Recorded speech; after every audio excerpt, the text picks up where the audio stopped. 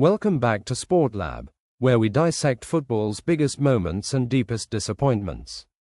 Today, we're talking about Arsenal, a team with their eyes on Paris, but who just slipped up big time at home. But then you see Bournemouth just slowly got more and more into it, and then Semenya came on, and I think his pace troubled us. And then, like I say, the 2 goals were soft goals, but at the same time, I don't want to dig the boys out too much because I know what's coming and I know how much it means to them. But at the same time, you do need to put in a better performance than that. And we will have a look at those goals in due course. But there we go, our shortened Premier League Saturday is complete. 5 games so far, of course, after City edge past Wolves, thanks to Kevin De Bruyne on Friday evening. 1 goal enough as well for Villa to win a very important game in terms of Champions League and European football at home to Fulham. Everton were 2 up, were pegged back to 2-2 on their final ever Saturday match at Goodison Park by Ipswich. Leicester finally scoring at home and winning at home, beating the bottom club Southampton 2-0, and Arsenal 1 up, losing 2-1 at home to Bournemouth. 4 games to bring you on Sunday, including Liverpool against Chelsea, a guard of honour at Stamford Bridge for the new Premier League champions. A very important game for the hosts in terms of the race for the Champions League, as can be said for Newcastle, who go to Brighton. And in terms of those Champions League places, the Monday night football is absolutely huge. Forest, who were beaten by Brentford on Thursday, are at the FA Cup finalists Crystal Palace. So no movement from Arsenal. They stay second on 67 points and suddenly just 3 ahead of the reigning champions Manchester City. Then come Newcastle and Chelsea. But as you can see, Villa earlier today locked on points, 60 with Forest, with Chelsea having played a game more. And as we mentioned, Bournemouth up to 8, which could be enough for European football next season. They will lose that mantle if Brighton beat Newcastle on Sunday. So a rare win for Leicester, just the 5th of the season. We know they're already relegated. Spurs and Manchester United are both in action on Sunday. Evanilson, parabéns à primeira vitória do Bournemouth aqui no Emirates. O que achou do desempenho do time de hoje? Congratulations, the first time Bournemouth have ever won here at the Emirates. Evanilson, what did you make of the team's performance today? Ficamos muito felizes pelos 3 pontos. Foi uma semana que trabalhamos bastante para essa partida. Sabemos da dificuldade que ia ser o jogo e acho que conseguimos fazer aquilo que o nosso treinador pediu e saímos com os 3 pontos, que é muito importante. We're so happy with the 3 points because we knew just how difficult this game was going to be today, but our manager told us exactly what to do, which meant we were able to get the 3 points today. And depois da chance no primeiro tempo, feliz como o gol, verdade? After that chance you had in the first half, how happy are you that you got on the score sheet? Sim, eu tive alguma chance no primeiro tempo, não pude torná-la em gol, mas continuei o trabalho, sabia que outra oportunidade ia aparecer, apareceu e eu fico muito feliz em ter feito o gol e saído com a vitória. Yeah, after that chance I had in the first half that was so close, I had to just keep going, keep working for that goal, and I finally got it, so I'm so happy with that. Você comemorou assim como escudo, uma ovação também. Como você se sente nesta equipe depois da primeira temporada aqui? You celebrated like this with your badge, you got an ovation when you came up as well. Just how happy are you in this team right now? Eu estou muito feliz aqui, desde que eu cheguei eu sempre falo para todos, é um momento de muita felicidade estar nesse clube, estar jogando uma competição como essa, sabemos da dificuldade que é todos os jogos, ainda mais contra o Arsenal aqui na casa deles, sair com os 3 pontos, isso que eu fiquei muito feliz, muito emocionado por ter feito o gol da vitória. I'm so happy to be at this club, playing in this brilliant competition, and what's more, we were able to get a massive win here today, 3 points against Arsenal and a goal for me as well. Or what could be better? E para terminar, the last question, o futebol europeu a próxima temporada já próximo, verdade? European football next season, that little bit closer, right? Então, desde que eu cheguei eu tive esse projeto, né, de a gente procurar a competição europeia. Eu acho que tem uma convicção de disputar uma competição europeia. Eu acho que nosso time tem o talento para isso. Continuar o trabalho, tem mais 3 jogos ainda e buscar os 3 pontos, buscar as vitórias. We're convinced that we have the squad for European football next season. There's so much belief. We have the players for it. We just have to keep going and get 3 points in the next game. Parabéns. Thank you. Obrigado. Obrigado. Obrigada indeed. Player of the Match award to our colleague Alex Aljo there. Absolutely outstanding. Michael understood about half of that without the need for Alex, didn't you? A little bit. Ivan Nielsen into double figures. They talked at Dominic Solanke. Went. How would Bournemouth score goals? First season, he's had an injury as well. Another big goal today. Exactly. I mean, we talk about Brighton, we talk about Brentford, we talk about quite a few teams in terms of their recruitment, but Bournemouth have been exceptional in recent times. Another one. He wasn't cheap, so... No, but he was 25 million less than Dominic Solanke. But he still wasn't cheap, and probably an easier one to find than others. You know, the likes of Kirkes, Semenyo, players like that have been for cheap money in relative terms. So would you have taken double figures at the start of the season from a new recruit like that for his first season in the Premier League? I think you would, yeah, absolutely. But it is par. I mean, 10 goals for somebody that's cost 40-odd million. Mikel, do you leave the match with the feeling that you could have killed the game with the amount of chances you created before they grew into the match? Yeah, for sure. But the reality is that we didn't. We had so many open situations. We opened them up big spaces, big opportunities to score. We didn't. And then when you defend the box the way we did and concede 2 goals from set pieces at this level is very difficult to earn the 3 points. Yeah. Before the goals, I was just speaking to Martin, and he mentioned that he felt it was a bit chaotic in the second half and that they couldn't manage the game properly. Why do you feel that happened, especially after their goals? Because you don't finish the actions and you give so many simple balls away, and against a team that they have a lot of energy, they run, and in transition they are really good. That's a really dangerous thing to do. And when we had them, we didn't kill them, and then we give them hope. They score from just set pieces and then became very chaotic. Yes, chaotic. You can hear his frustration. So just to round off, we said before the game, it'd be ideal to get a little bit of winning momentum going to Paris. It's flipped the other way here now. It has a bit, but like, again, I think when you come down to this stage of the season, Steve, when you're in it, they've had a tough season up to this point, and he's not used the excuse of the injuries and all that and everything else what's gone on in that respect. I think that the team are now at their last. They're at their last. They're on the reserves, and it's the like I say, it's the biggest game in his career coming up. I thought that today showed that it looked a little lethargic. We couldn't quite press it home and put them under enough pressure where you break Bournemouth, and they kept coming because that's what they do. And in the end, I think the saddest thing and the most disappointing thing is how easy the goals were, what were conceded. That will be very disappointing for him and for the team. But hopefully they can find something. They can find the energy. In a word, yes or no? Can they do it in Paris? Yeah, absolutely they can. Okay. Yes. You agree? Well, you're nodding. Yes. They can. Yeah, okay. Obrigada indeed. Player of the Match award to our colleague Alex Aljo there. Absolutely outstanding. Michael understood about half of that without the need for Alex, didn't you? A little bit. Ivan Nielsen into double figures. They talked at Dominic Solanke. Went. How would Bournemouth score goals? First season, he's had an injury as well. Another big goal today. Exactly. I mean, we talk about Brighton, we talk about Brentford, we talk about quite a few teams in terms of their recruitment, but Bournemouth have been exceptional in recent times. Another one. He wasn't cheap, so... No, but he was 25 million less than Dominic Solanke. But he still wasn't cheap, and probably an easier one to find than others. You know, the likes of Kirkes, Semenyo, players like that have been for cheap money in relative terms. So would you have taken double figures at the start of the season from a new recruit like that for his first season in the Premier League? I think you would, yeah, absolutely. But it is par. I mean, 10 goals for somebody that's cost 40-odd million or whatever it was is probably part of you expecting that, especially in a team that are in 8th in the league. So, yeah, he's been a decent signing and one that you would think that can improve, you know, having had his first season in the Premier League. But, no, Bournemouth have recruited really, really well. And as I mentioned before the game, I think the big thing for Bournemouth now is, can they keep these players? There's so many players, I'd say 4 or maybe even 5 in the team, and maybe even their manager as well, that the big clubs are going to be looking at thinking, right, we can improve our squad by buying 1 or 2 of there. I think Evan Nielsen, he looks quite sharp. Like we saw again, his movement today for the header, what he missed was really good. I've seen him before. He's got good movement. He's got good energy in respects of running channels and working hard.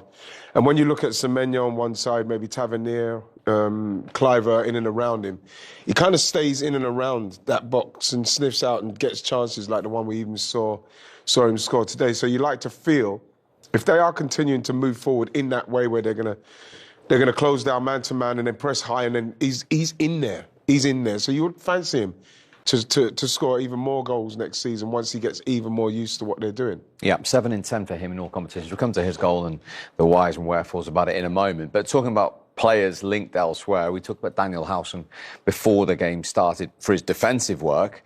He didn't have too much to do for the equaliser here, did he? No, it was quite a strange goal. You don't see this anymore. I mean, I played for a team in Stoke that scored 1 or 2 of these, but it's not really a tactic that you would use in the Premier League too much. Semenyo obviously comes on and he takes the long throw in. We see Lewis Skelly here actually just not even looking at the ball, but he's not even marking him as well. And Howson just pulls off the goalkeeper, really. He's not marked. He goes into the danger area and he flicks it into the corner. I mean, it's a pretty simple goal. I think it's a really good goal from where he is, but like, yeah, you say the marking. I think the marking there and the same with the marking for the next goal.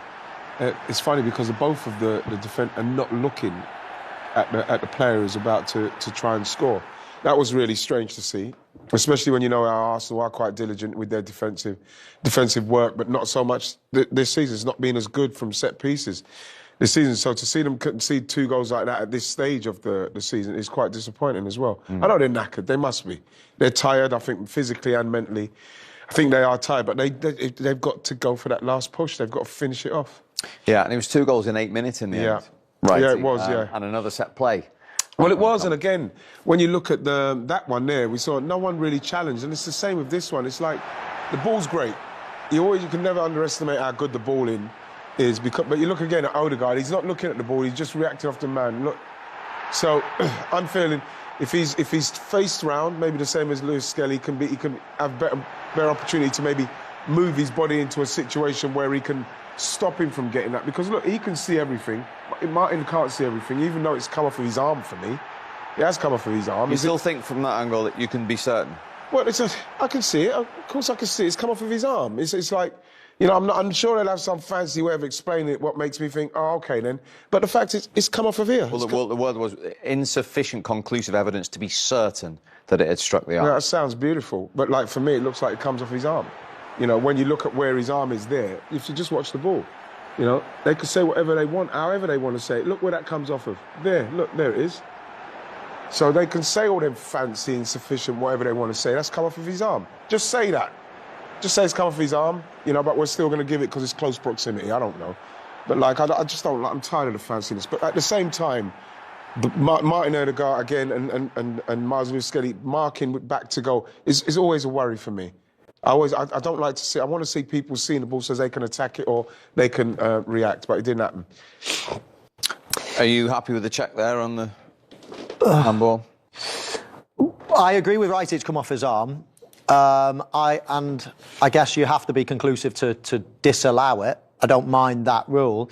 I just think when the ball is bouncing, and so it's coming up this way, there is no other way it can't go up. It can't hit me and not go up unless it hits something like your arm. If I take my arms out of the equation, it hits me here, it bounces and goes high. It's just, the physics just tell you that. So as soon as it went in, me and Wrighty said it's got to have come off your arm. The ball can't go back down unless it's hit something that's stuck out of your body to make it go down. So we knew it had hit his arm straight away. If there's no camera angle to say it's sufficient, then I hear it, I get it. But I would agree, I think it's a handball. Now then, as we mentioned, it was another set piece. Look at this. They haven't conceded the most goals from set pieces, but Arsenal don't concede many.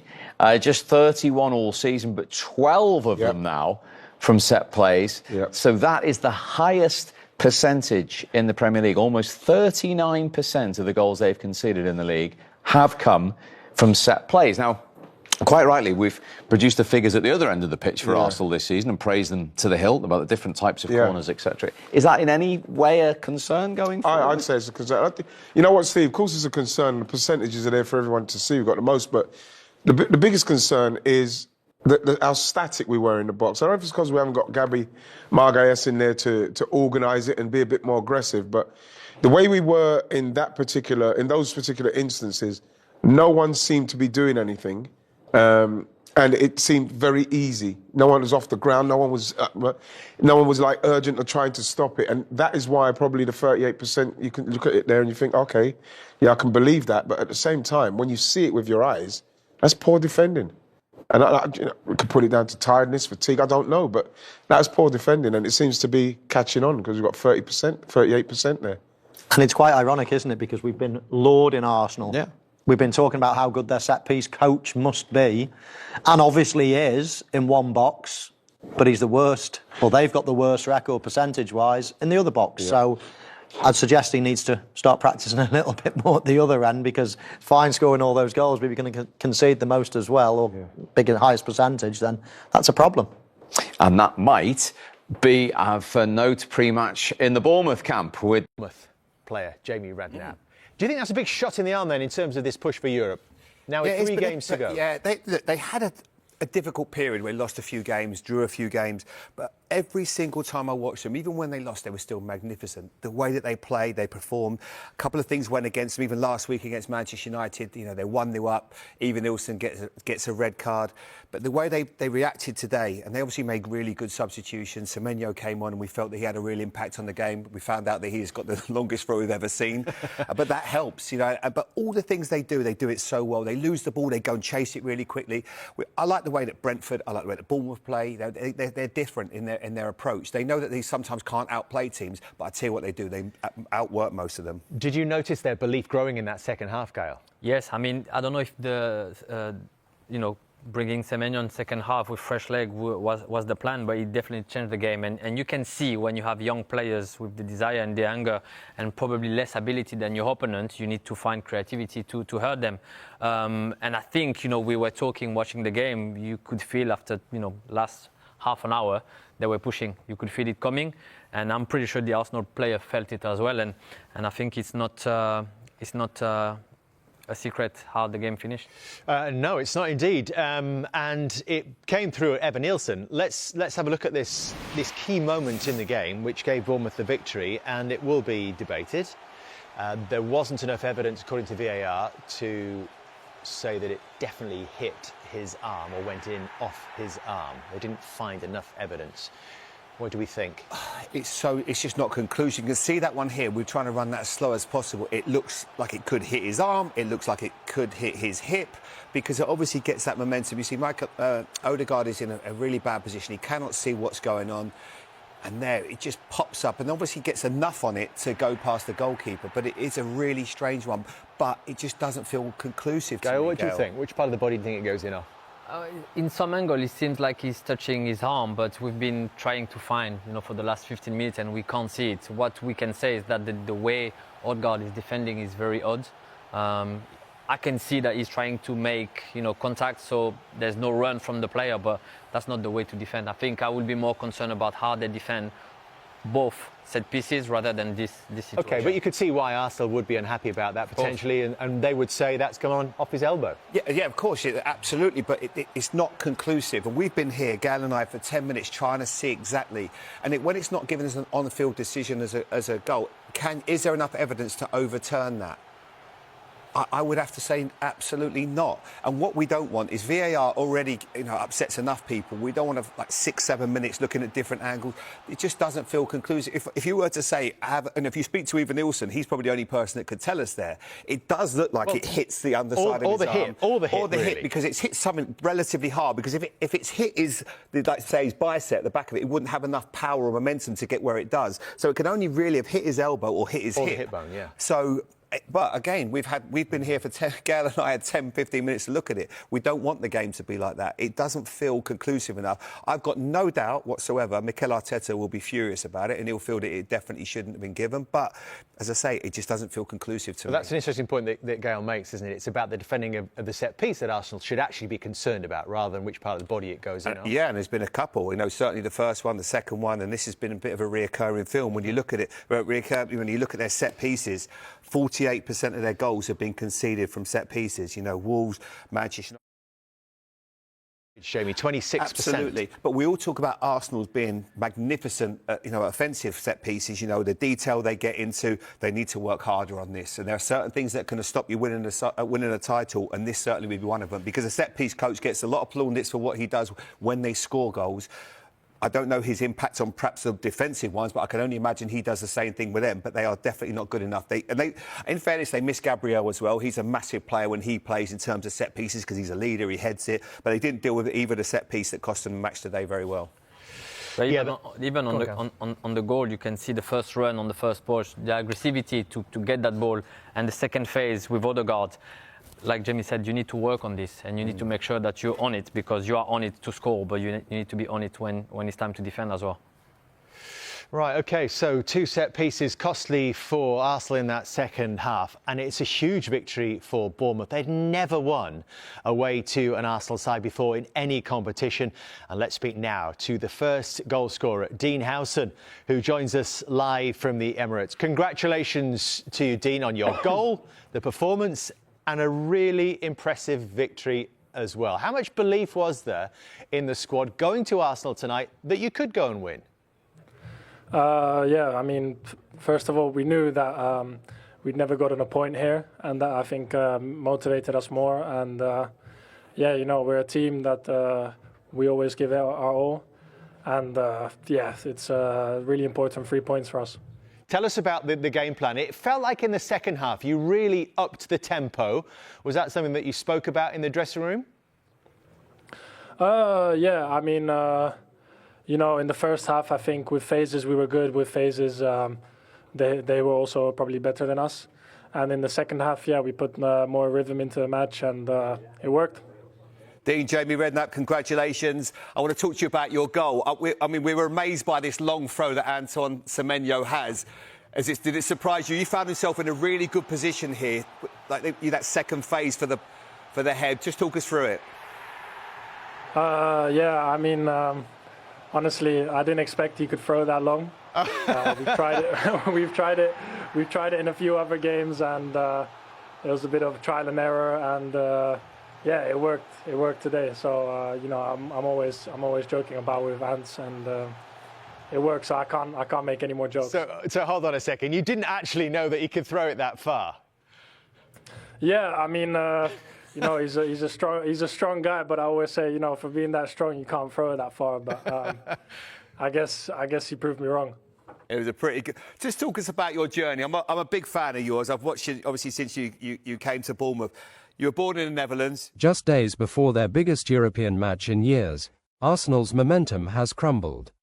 A 2-1 home defeat to Bournemouth at the Emirates has left fans stunned, not just by the result, but by the timing. Declan Rice opened the scoring on his 100th Arsenal appearance, calmly rounding Kepa and giving the Gunners a first-half lead. It should have been the platform to push forward, dominate, and build confidence before facing PSG on Wednesday. Instead, Arsenal capitulated, and Andoni Iraola's Bournemouth came into this one with just 1 win in their last 9. Not exactly the form to take down a Champions League contender. But credit where it's due. Tactical changes made all the difference. The game turned with the introduction of Antoine Semenyo, whose long throw caused chaos in the 67th minute. Dean Howson rose highest and nodded it in for the equaliser.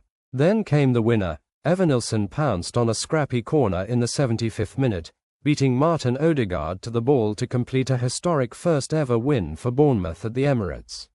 That's not just 3 points. That's a serious statement in their hunt for European football next season. Here's the real concern for Arsenal. Both goals came from set pieces.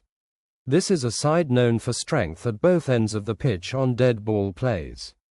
But today, they looked flat, passive, disconnected, and after conceding twice from set pieces for the first time since December 2023, questions are being asked, especially with PSG looming in the Champions League semi-final second leg.